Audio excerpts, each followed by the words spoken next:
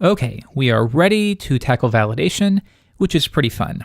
So if I switch over to Articles Controller, this is where we left off. The only difference is that I've added some doc blocks to the various methods. This is a good habit to get into. And luckily, if you use something like PHP Storm, they can automate this process. All right, so let's head down to the store method. This is what we need to focus on. So if you remember, in its current state, we could submit this form and no error would be thrown. We try it, and a new row has been entered into the database table, and we're echoing it out, but there's nothing there. This is a very bad thing. So instead, we're going to leverage validation to ensure that these sorts of things never happen. So let's tackle that now. But real quick, let's do a select star from articles, and I'm going to delete from articles where the ID equals 7, just to start from scratch. Okay, let's get into it.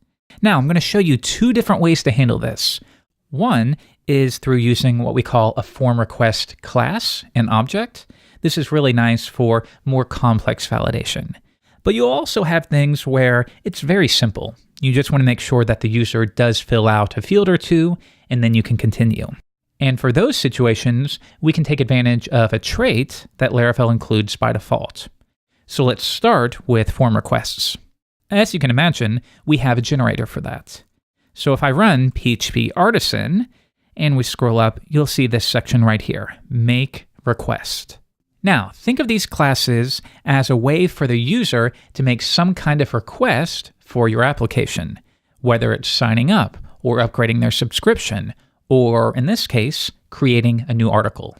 So why don't we try this out? Make a new form request, and we could call it create article or publish article or schedule, whatever sort of terminology your business uses. In this case, a simple CRUD approach is fine. Now, a lot of people will add request to the end as a suffix. You can do that, you can leave it off, it's up to you. We'll keep it on here though. And that's it. So now we will switch back, and if I open up app, HTTP, requests, this is where those classes will be added. Now, this looks a little confusing at first, but actually it's very, very simple. So we have two different methods here, authorize and rules. The first one is, does the user have permission to perform this kind of request or action? Here's an example. What if somebody was trying to edit a comment that they didn't create? Well, of course, we don't want to allow that. John cannot edit a comment that was created by Jane. This is where we can add that sort of logic. Now, in our case, we don't even really have a membership system set up, so I'm going to set that to true. Anyone can make this request, currently.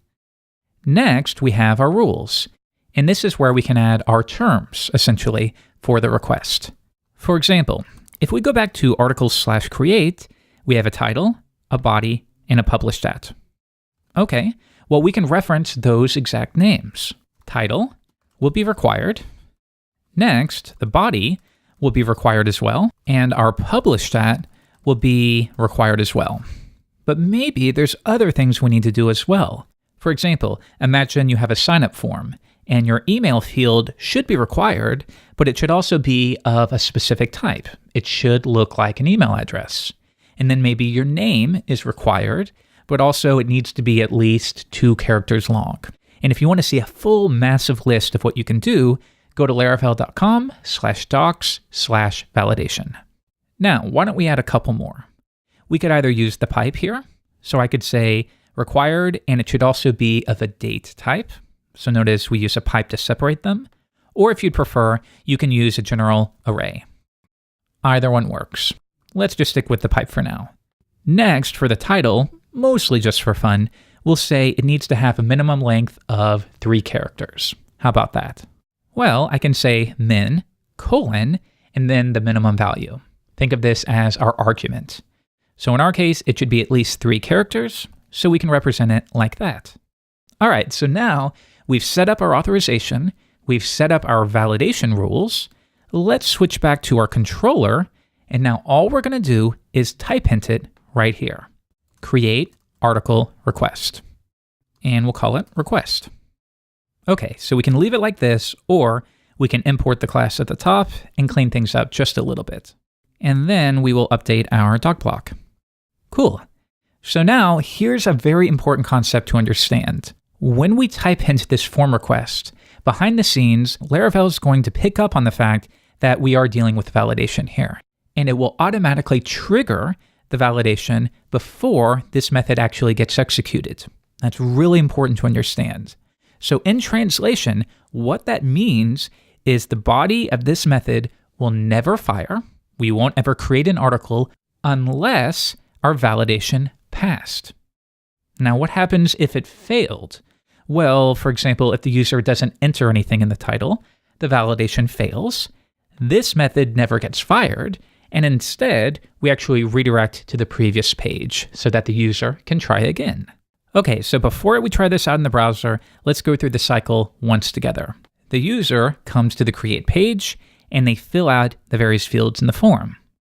Now, when the form submits, we prepare to trigger this method.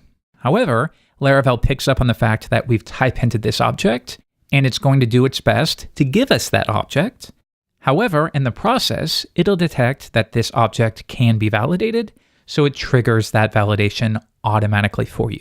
If validation passes, it gives us a request object, and we create the article.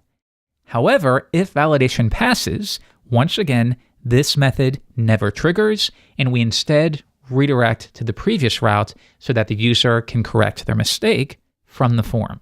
So now, what I want you to notice is that we've implemented validation without adding a single line to this method body. So I can remove that. Next, we are receiving the request, so we no longer need to use the facade.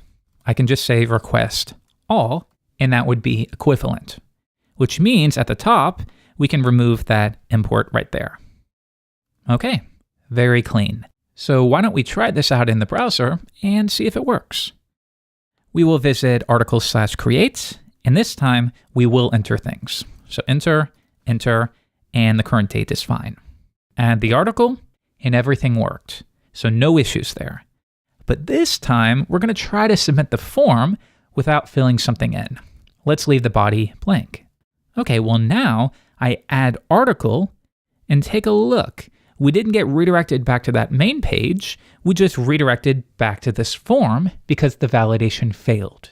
So that's what I mean when I say this all sort of happens automatically, which is cool. But we do have one problem.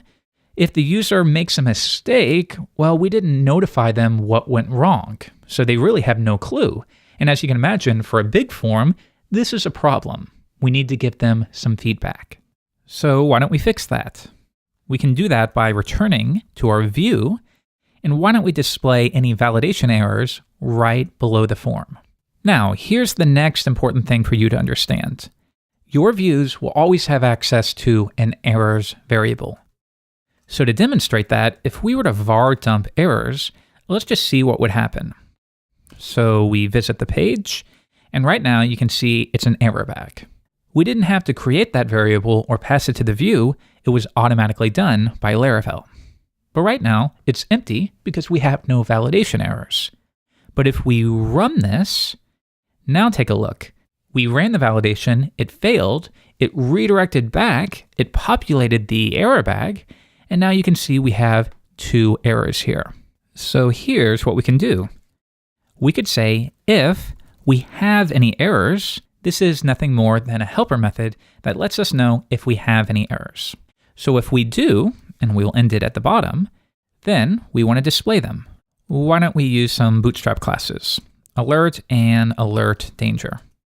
Now I can say if we have any errors, then for each error as error, then display it within a list item, like so. And then finally, and for each, and we're done. Pretty easy. So let's try this one more time. We have no errors, so we display nothing. But next, we try to submit the form, and we do have errors, so you see them listed here. And it looks like our CSS is a little bit off, but you get the basic idea. The important thing is that the user has some feedback now.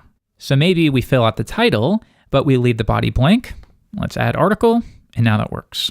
And notice how the messages are dynamic.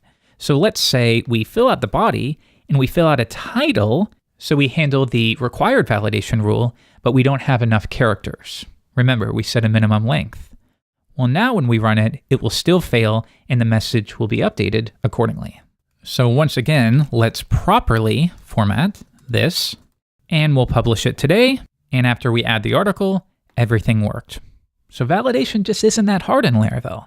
But let me show you one last thing to finish up the lesson. We talked about form requests, which are pretty cool. They offer a nice, clean, dedicated place to put this stuff. However, if you don't want to bother creating a class, like I told you, we can also call a validate method directly on the controller. Let me show you what this looks like. If we take a look at the parent class and notice that we import this trait called validates request.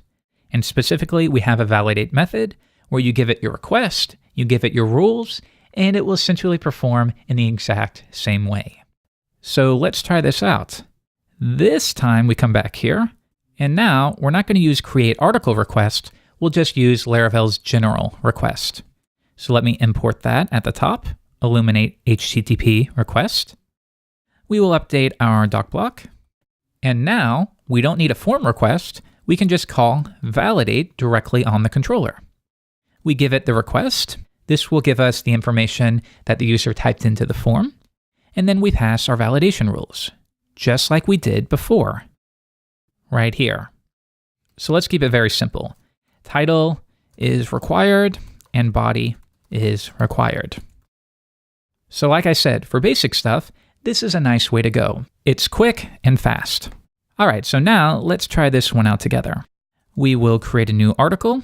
I'm going to leave these blank, and we should get the exact same thing, and we do. So it's up to you to decide when each one is important. If you want, you could always use a form request and never call that validate method on your controller. Some people would say it's not the controller's job to handle that validation. Really, once again, it just depends upon context. What's cool though, is you can make up your own mind on this. So what we are going to do in this case, since we already created a create form request, I'm going to undo a few steps and bring it back to what we had before. Okay, so that looks good. Good job. In the next video, let's return to our views and talk a little bit about partials and how we can clean and dry up our code.